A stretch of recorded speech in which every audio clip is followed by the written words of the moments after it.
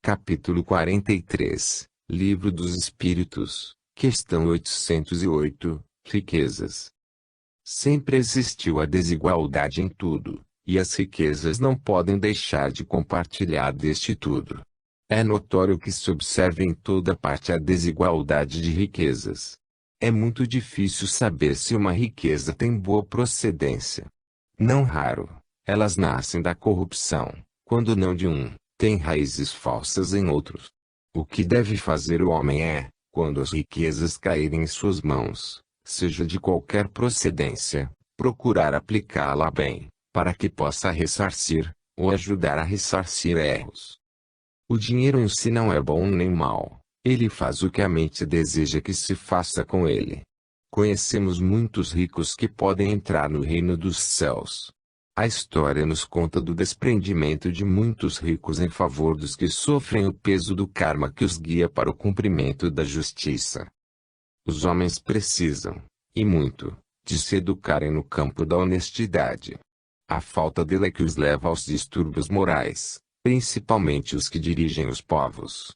Eles brincam com os destinos dos homens, mas a reencarnação os conduz para lugares bem piores que os que sofrem com a sua desonestidade, onde se vê o pranto e o ranger de dentes. Não devemos brincar com as leis de Deus, que são justas e eternas. São elas generosas, mas enérgicas com aqueles que as desrespeitam. As riquezas são testes para todas as criaturas e povos. Não faltaria dinheiro em país nenhum, se fossem os povos equilibrados nos seus comportamentos, nos seus pensamentos, se direcionassem bem suas ações. O povo tem o governo que merece, é certo, todavia, o governo tem o povo que se encontra na sua faixa de conduta. Se queremos saber o que é um, estudemos o outro. Modificando-se a mentalidade do povo, o que somente o Evangelho pode fazer, aparecerá por encanto um governo justo e correto. Nós estamos constantemente pedindo a Deus o mal, porque pensamos e fazemos mais mal do que bem. Os governos pedem para seus governados o que eles pensam e fazem. Assim lhes será dado, por haver leis que asseguram pedi e obtereis. Vamos observar Lucas em seus apontamentos, no capítulo 11, versículo 11. Qual dentre vós é o pai que, se o filho lhe pedir um peixe, lhe dará em lugar de peixe uma cobra?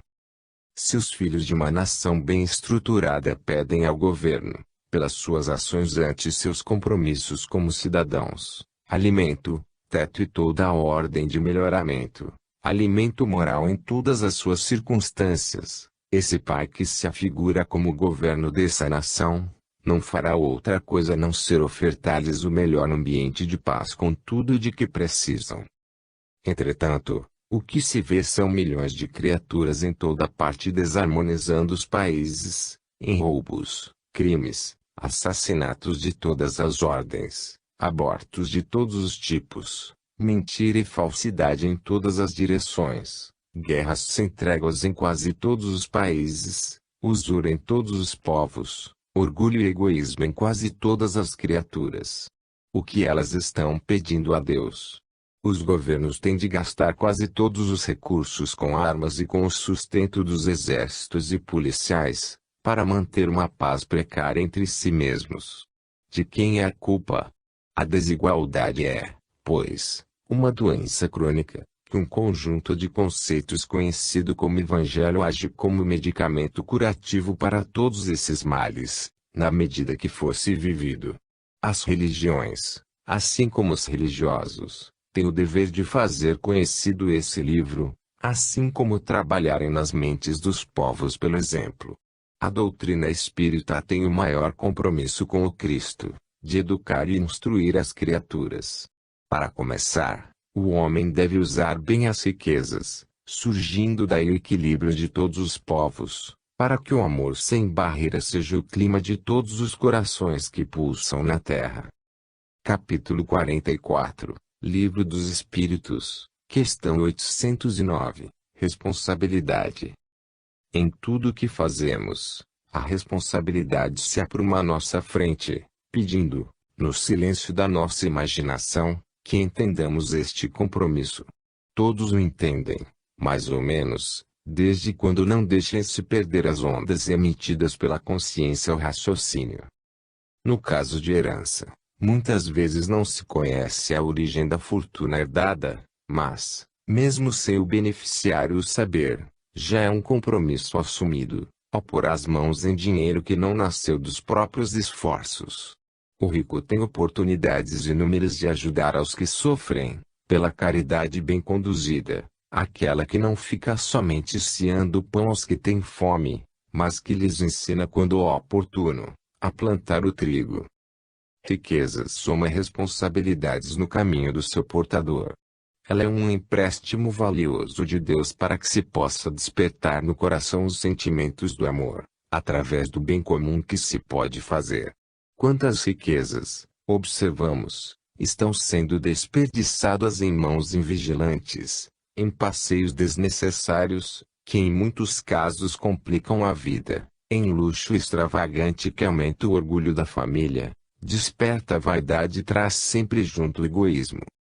Se veio às tuas mãos a riqueza, pelo trabalho ou por herança, medita nos bens materiais e o porquê da sua existência em teu caminho. Analisa os homens generosos, estuda as grandes vidas e passa a copiar os ensinamentos dos grandes benfeitores da humanidade. O ouro é cego, o seu guia é que responde pelos seus feitos. Disse Jesus que dificilmente entraria um rico no reino dos céus, mas isso nunca é impossível, porque não existe um impossível, onde a caridade é o clima e o amor o alimento. Jesus tem o poder de a tudo transformar, e sempre para o melhor. O rico tem muitas oportunidades de salvar-se porque, pelas suas possibilidades de conhecimento e de vigiar por toda parte, tem oportunidades variadas de perceber com maiores detalhes a vida de Jesus e os benefícios por ele criados. Certamente que não lhes falta oportunidade de acesso a muitas obras que falam sobre a vida do guia espiritual da Terra, e de perceber, por toda parte, os sinais dos seus fenômenos. João anotou, no capítulo 6, versículo 36. Porém, eu já vos disse que, embora me tenhais visto, não credes. A riqueza, para quem tem olhos para ver, permite observar com facilidade a bondade de Deus por toda parte, e o próprio Jesus de braços abertos a chamar para o melhor trabalho que existe na terra, ensinar aos outros, sem ostentação, a ganhar o seu próprio pão. A agricultura, a fruticultura, a floricultura e outros poderiam ser processos da multiplicação dos pães em tempos novos, promovida pelos ricos, para que os homens vissem o amor de Deus para com seus filhos. Também os ricos de conhecimento e de recursos intelectuais deveriam saber como guiar aos que lhes buscam orientação. Entretanto, parece que não veem que todos os meios de comunicação que têm em suas mãos são possibilidades de guiar a humanidade, esquecendo, muitas vezes, seus deveres de verdadeiros guias, lembrando-se apenas de sua posição. Observemos as responsabilidades dessas heranças, que se não forem bem aplicadas, poderão ser atrofiadas pelo tempo e pela justiça.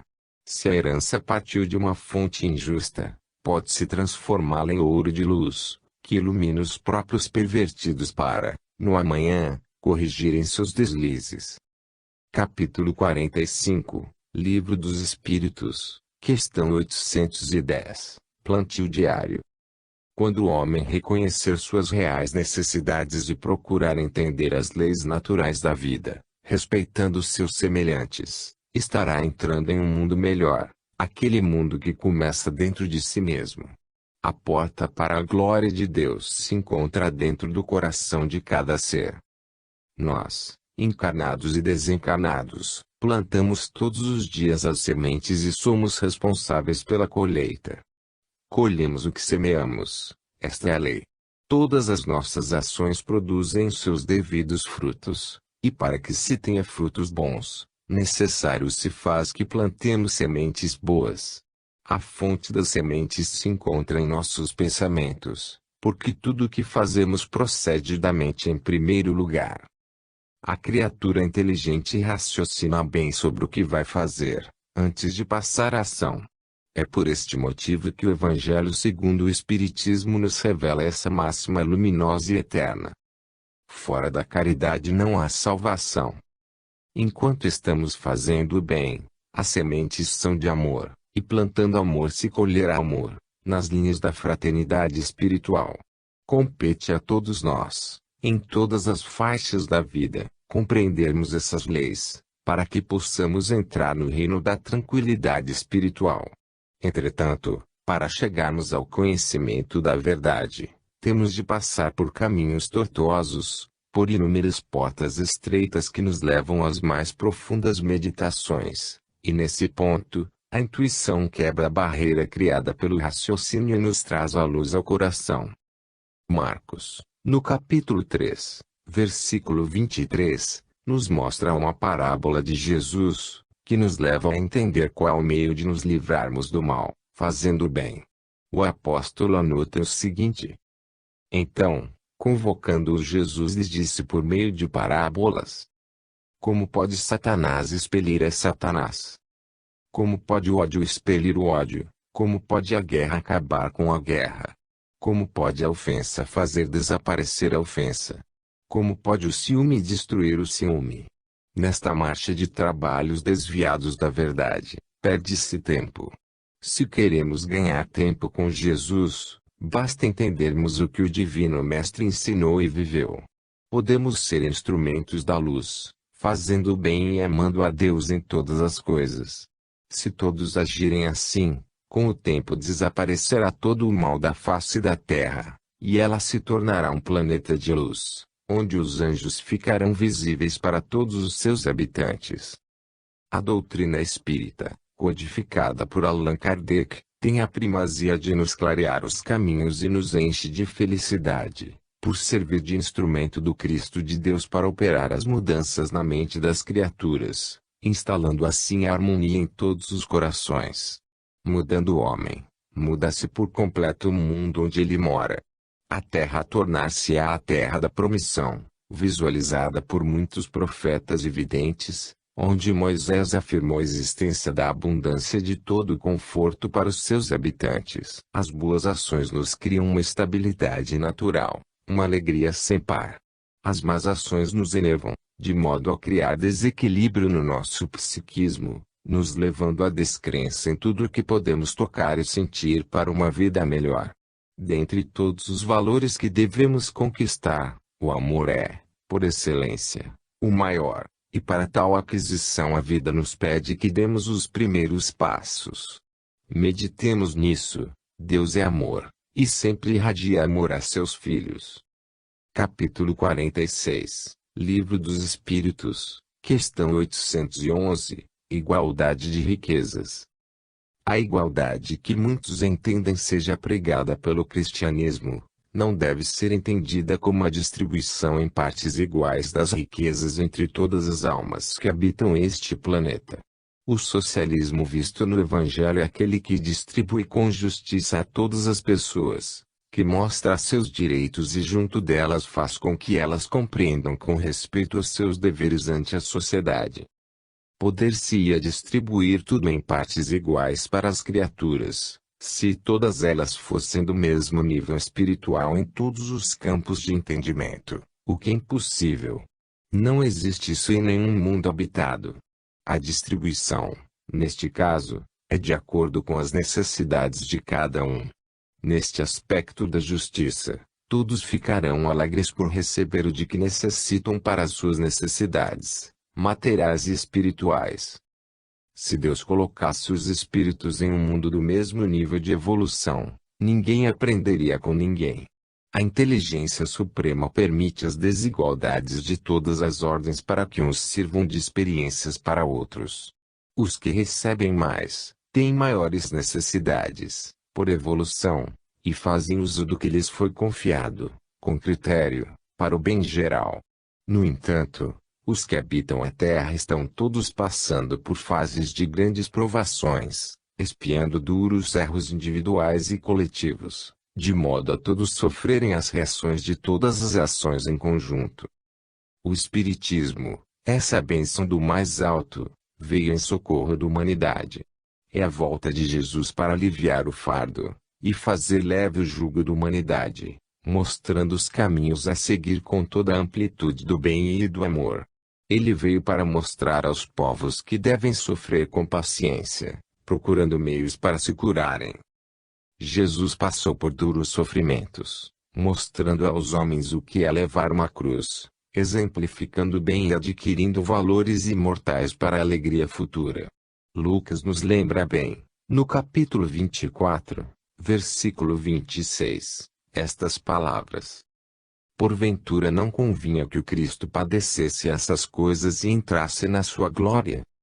O homem, para entrar na sua glória, no seu próprio céu, haverá de padecer, porque somente a dor, esse anjo divino, desperta os corações para a luz da vida. Ela é, pois, o ferrão que nos faz trilhar o caminho certo.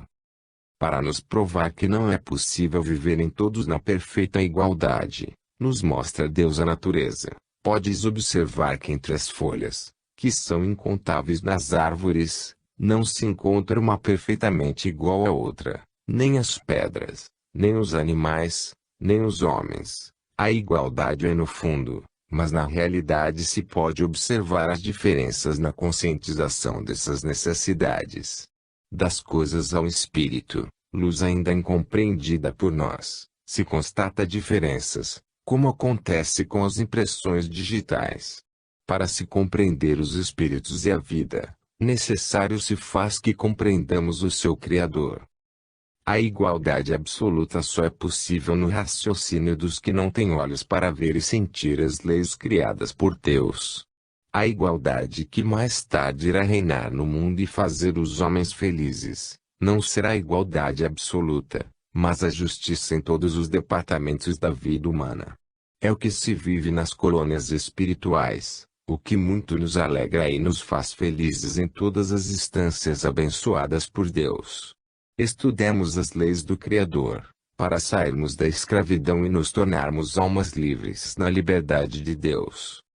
Capítulo 47, Livro dos Espíritos, questão 812, o bem-estar. O bem-estar é relativo entre os homens e mesmo entre os espíritos desencarnados. Acontece conforme a evolução de cada um. Os espíritos, tanto os encarnados quanto os desencarnados, apresentam aptidões diferentes de uns para com os outros. Cada criatura tem uma idade sideral e já tem dons despertados que outros não têm. O bem-estar está sendo dirigido pelas mesmas leis que regem a igualdade. Cada criatura sente esse bem-estar de acordo com a escala a que pertence no progresso espiritual. O entendimento dos homens, de uns para com os outros, depende do progresso das criaturas. Sem maturidade espiritual, não pode existir união, que somente o amor pode fazer.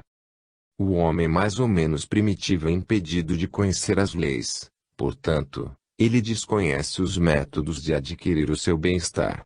É falta de maturidade. O homem ignorante é dado ao egoísmo, querendo bem-estar somente para si. Ele parece se esquecer dos seus semelhantes e não se incomoda com os sofrimentos do próximo. Consultemos Lucas, no capítulo 24, versículo 16, quando ele se refere ao impedimento de ver. Os seus olhos, porém, estavam como que impedidos de o reconhecer. A ignorância, por imaturidade pessoal, impede, não somente os olhos, mas todos os sentidos de manifestar a verdade, por desconhecê-la. Quem não ama e não é afeito à justiça, dificulta a todos os meios de perceber a realidade. Se juntam muitos deles, para trocar ideias, dar e receber orientações, são cegos guiando os cegos, e todos caem no despenhadeiro do erro. As leis que regem todas as pessoas, quando são conhecidas e obedecidas pelos espíritos, começam a tornar visível nos corações o bem-estar, pela serenidade da consciência. Deus nos criou para a felicidade e age para que possamos entender sua vontade e conhecermos a nós mesmos. Se queremos aumentar o nosso bem-estar, na faixa de vida que levamos, Não esqueçamos a prática da caridade, que ela, bem conduzida, nos levará às portas da verdadeira felicidade. O Espiritismo mostra normas elevadas capazes de nos conduzirem para grandes entendimentos, por nos fazerem conhecer a nós mesmos e combater as nossas próprias inferioridades. O Livro dos Espíritos constitui a força basilar da doutrina dos Espíritos, modulando nossas energias e irradiando nossas forças de amor, se atemos, para os que sofrem e são perseguidos. Todos queremos o bem-estar, mas ele custa o preço do esforço próprio. Deus tudo fez e colocou à disposição de quem ama mais. Trabalhemos buscando o bem-estar de todos, que todo trabalhador é digno do seu salário, e o salário da alma que entendeu e pratica a caridade é o bem-estar espiritual permanente no coração, que verte da consciência. Capítulo 48, Livro dos Espíritos, questão 813, culpa da sociedade. A sociedade, em muitos casos, é culpada pela decadência moral, e mesmo física, dos seus membros. Essa parcela de culpa é que gera o karma coletivo, que vai se avolumando e em determinada época transborda em tormentos sobre a coletividade. O Cristo veio nos ajudar neste sentido, a educar as criaturas em tudo que lhes possa aliviar as faltas e até mesmo extinguir o chamado pecado. Devemos ler e meditar os ensinamentos de Jesus, para reconhecer a nossa posição ante a sociedade em que vivemos. Se não partilhamos com o mal para os povos, não sofreremos os reveses desse mal. Se nossas sementes forem boas, colheremos os frutos correspondentes ao que semeamos. Isso é a lei da justiça que vibra em toda parte. Ninguém recebe o que não merece, em qualquer campo de trabalho na vinha do Pai. Em todos esses sofrimentos coletivos, quase sempre todos nós temos culpas, porque, se não estamos efetivamente ajudando a errar, estamos pensando, criando ideias inadequadas, de modo a inspirar os mais ignorantes para praticar o mal. E isso é muito sério. O filho, quando sai, volta depois à casa paterna, também, e principalmente em relação aos pensamentos, como sementes de vida que são semeadas por nós da lavoura de Deus, os frutos vêm ao nosso encontro, como que pedimos a Deus. Para que a humanidade creia nesta verdade do plantio e colheita, é necessário que aconteça o fenômeno com ela. Para esse exemplo, vamos consultar João, no capítulo 6, versículo 30. Então lhes disseram eles: que sinal fazes para que os vejamos e creiamos em ti? Quais são os teus feitos? Os sinais dos feitos realizados por eles aparecerão nos caminhos humanos.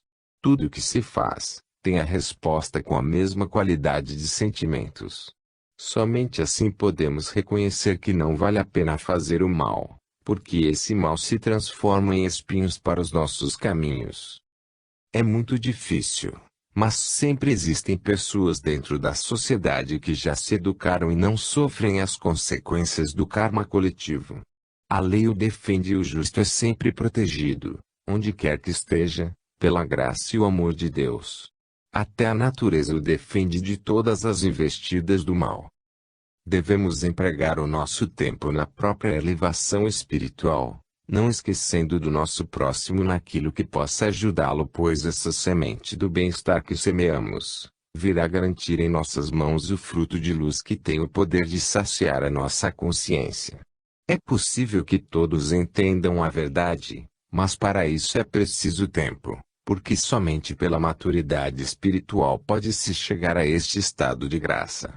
Antes disso, deveremos passar por caminhos dolorosos, colhendo o que plantamos e morando na casa moral que nós mesmos edificamos para o coração. A vida é um processo de dar e receber, selecionando essas dádivas pela lei de justiça.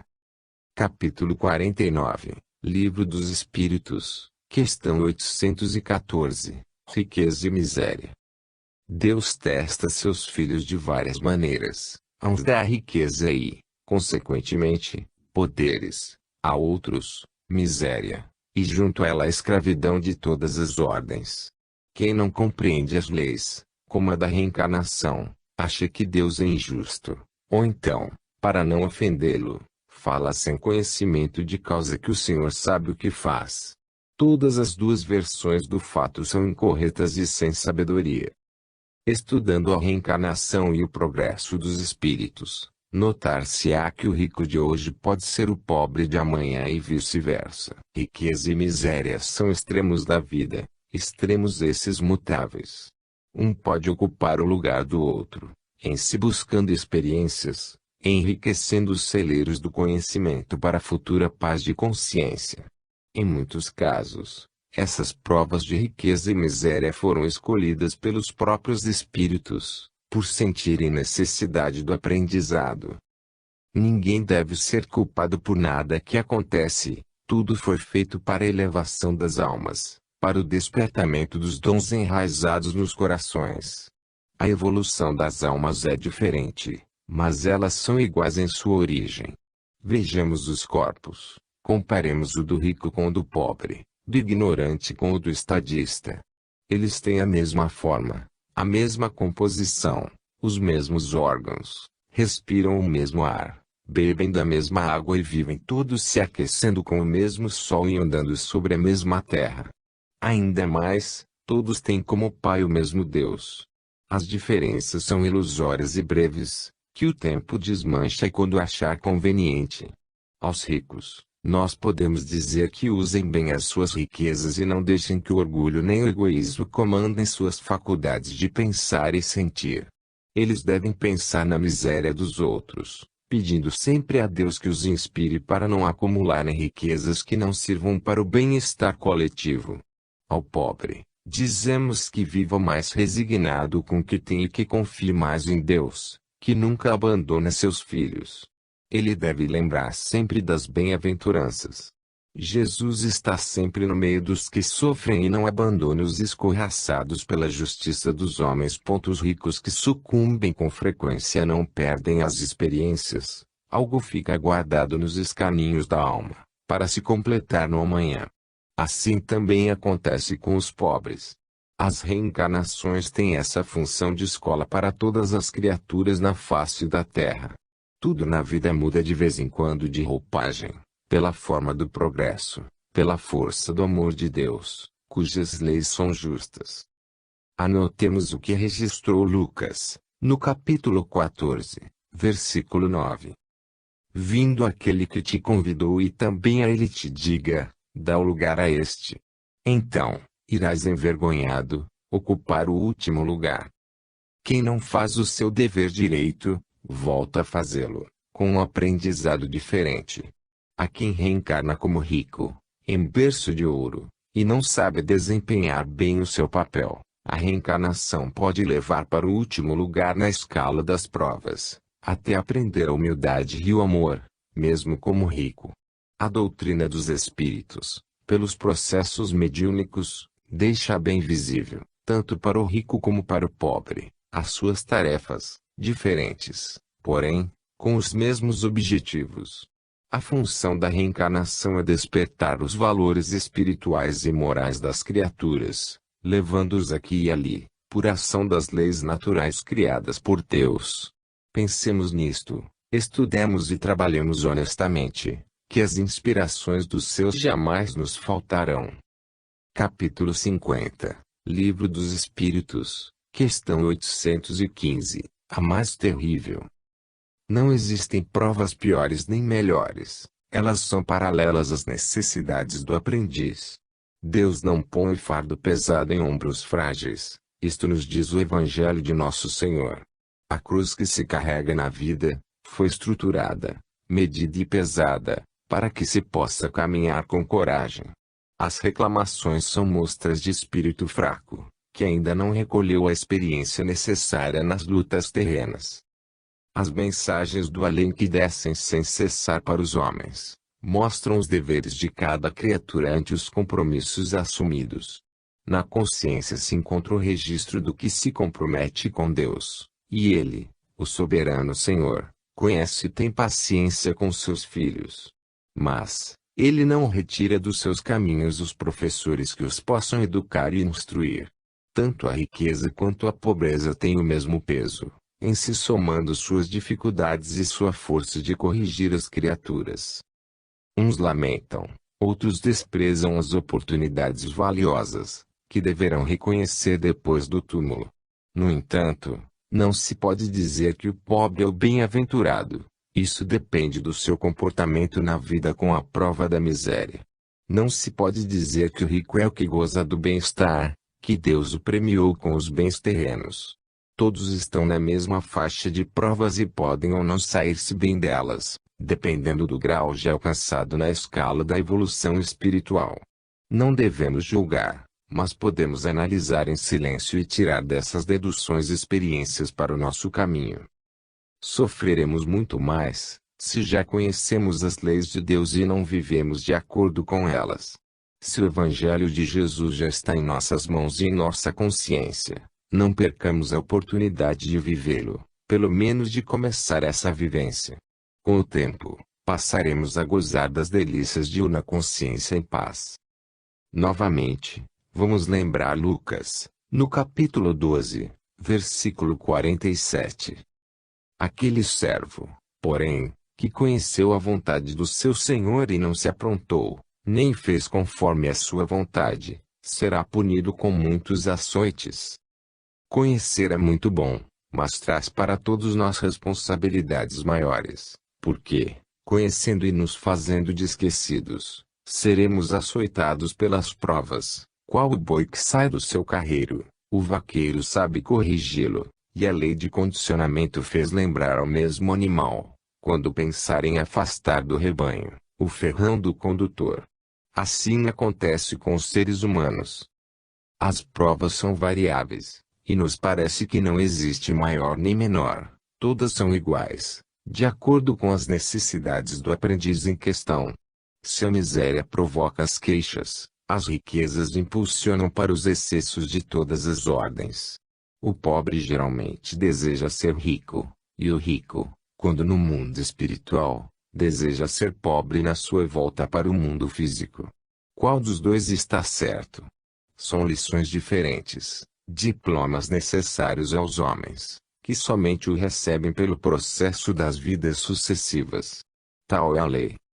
Capítulo 51, Livro dos Espíritos, questão 816. O rico e a caridade. O rico certamente tem melhores chances de prestar serviços ao próximo, de fazer a mais bela caridade que se possa praticar, que é aquela de oportunizar ao pobre a ganhar o seu sustento, para viver feliz com a sua família. No entanto, é o que não faz a maior parte dos ricos. Uns são obrigados a fazê-lo porque dependem do trabalho daqueles, e não multiplicam seus bens sem os braços dos chamados miseráveis. Com a riqueza, as suas necessidades materiais crescem e eles gastam o que não deveriam em viagens pouco úteis a lugares que os atraem, inspirados na vaidade e mesmo no orgulho. Assim, vão embrutecendo cada vez mais seu sentimento de caridade, que deveria ser exercitado com aqueles que os ajudam a ganhar a fortuna. Enquanto gastam milhões em jornadas para conhecer outros povos, seus assalariados passam fome, frio e, por vezes, não têm teto, nem os seus filhos têm escolas. É certo que muitos vieram com a provação da pobreza, mas o que é desperdiçado poderia amenizar seus sofrimentos. Quando o rico se lembra da caridade, ele exige, muitas vezes, tanta coisa das pessoas e das casas de caridade, que esfriam esse sentimento no coração. Não sabe o rico que a riqueza e a alta posição que ela traz é a porta para o despenhadeiro das imundícies morais, o incentivo para a negação de tributos e o endurecimento do coração para com a sociedade submissa, que o ajuda a viver na fartura. O mau rico nunca quer saber das coisas espirituais. Acha que o dinheiro faz tudo e oferta, por vezes, alguma coisa para as instituições religiosas, como porta para a salvação, sem saber que não é por esse meio que se salva aí, sim, pela caridade que não desfigura o amor.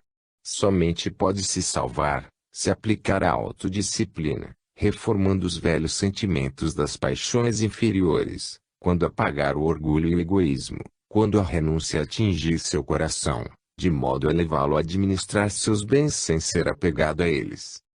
Jesus, o dono de tudo, o dirigente do planeta, disse: o Filho do Homem não tem uma pedra para reclinar a cabeça. O rico do mundo tem em suas mãos inúmeros meios de fazer o bem, mas faz, quase sempre, o mal com o ouro que possui. A riqueza e o poder podem dar origem a todo tipo de paixões inferiores, desvirtuando os mais elevados sentimentos. Ricos, deveríeis falar qual Francisco de Assis, ante a lembrança do Cristo. Senhor, que quereis que eu faça? Em seguida, abrir os ouvidos para escutar a resposta do Mestre e passar a viver o que ele diz no Evangelho da vida, fazer a caridade e praticar o amor, aquele que emana de Deus, nosso Pai. Se é difícil um rico entrar no reino do céu, o pobre não tem facilidade também, porque a todos os dois falta a maturidade espiritual. Somente conhecendo a verdade pode-se ser livre, de modo que a consciência fique imperturbável para sempre.